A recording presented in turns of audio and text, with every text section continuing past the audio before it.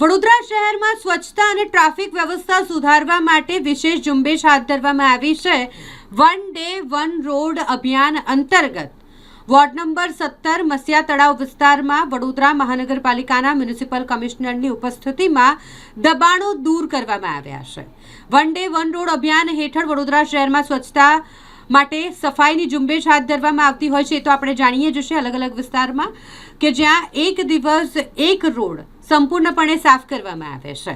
તે જ રીતે ટ્રાફિક વ્યવસ્થાને પણ યોગ્ય રીતે કરી શકાય તે માટે દબાણો દૂર કરવાની પણ કાર્યવાહી કરવામાં આવી રહી છે. વોર્ડ નંબર 17 મસિયા તળાવની આસપાસ જેટલા પણ ગેરકાયદેસર દબાણો હતા તેને મ્યુનિસિપલ કમિશનરની ઉપસ્થિતિમાં અન્ય અધિકારીઓ અને પોલીસની ઉપસ્થિતિમાં દબાણો દૂર કરવામાં આવ્યા છે. આ દરમિયાન ખાસ શહેરમાં સ્થાપિત ઈ ટોયલેટ અંગે પણ ચર્ચા થઈ હતી, જેમાં વડોદરા શહેરમાં કેટલાક ઈ ટોયલેટ બંધ હાલતમાં હોવાના મુદ્દે મ્યુનિસિપલ કમિશનરે નોંધ લીધી છે. તેમણે જણાવ્યું કે વ્યક્તિગત રીતે મુલાકાત લઈ સ્થિતિની સમીક્ષા કરી છે અને ઈ ટોયલેટની નિયમિત ચકાસણી કરી ફરીથી તેને કાર્યરત કરવાની દિશામાં કામ ચાલી રહ્યું છે. અમે વન ડે વન વોર્ડ જે ઝુંબેશ ચાલુ કર્યું છે વડોદરા સિટીમાં, લગભગ સાઉથ ઝોનમાં 15-20 દિવસથી ચાલી રહ્યા છે. આ જ રીતનું 4 ઝોન્સમાં અને સેન્ટ્રલ ઝોનમાં પણ આ કામગીરી શરૂ કરી દેવામાં આવી છે. ખાસ કરીને વન ડે વન રોડનું મૂળ ઓબ્જેક્ટિવ એ છે કે આખું રોડ સાફ થઈ જાય, એટલે આખું વોર્ડના ટીમ ત્યાં ઉતરીને રોડમાં સફાઈ જે ક્લેજ થઈ જાય, પેવર બ્લોકમાં જે ઘાસો છે એ બધું કાઢી નાખે, રસ્તા ઉપર જે લાઇન માર્જિન રોડ માર્જિનની બહાર કંઈ દબાણો હશે યા ટેમ્પરરી કન્સ્ટ્રક્શન્સ છે, સ્ટ્રક્ચર્સ છે, આ બધાને દૂર કરવાનું. સાથે સાથ દબાણ ડિપાર્ટમેન્ટ અને સફાઈ ડિપાર્ટમેન્ટના સાથે સાથે ગાર્ડન ડિપાર્ટમેન્ટ ડિવાઇડર્સનું પણ જે સફાઈ છે એ પર કામગીરી ફોકસ કરે.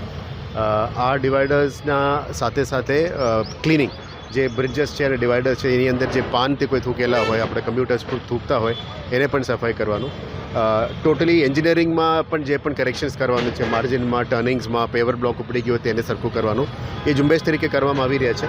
અત્યાર સુધી લગભગ 55 રોડ્સ સાઉથ ઝોનમાં કરવામાં આવી છે, ઈસ્ટ ઝોનમાં 15 રોડ્સ અને નોર્થમાં 11 રોડ્સ અને આઈ થિંક વેસ્ટમાં પણ 15 રોડ્સ કર્યું છે. આ ઝુંબેશ અમે ચાલુ રાખવાના છે. મૂળ ઓબ્જેક્ટિવ સિટીને સ્વચ્છ કરવાનું છે, એટલે સૌથી પહેલાં કેટેગરી એ રોડ્સ જે 30 મીટરની ઉપરવાળો તમામ રોડ્સને અમે સાફ કરવાનું નક્કી કર્યું. સાથે સાથે દબાણો પણ દૂર કરવાનું નક્કી કર્યું છે. એટલે આવનારા દિવસોમાં દરરોજ એક રોડ કરવાનું છે અને દર અઠવાડિયામાં એઝ અ કમિશનર હું પણ એક ઝોનમાં એક અઠવાડિયે એક રોડમાં વિઝિટમાં પણ જવાના છું. સાથે અમે અત્યારે કોર્પોરેશનના અધિકારીઓ અને ટીમ તરીકે કામ શરૂ કરી છે. ધીરે ધીરે પબ્લિકને પણ અમે જોડવા માંગીએ છીએ.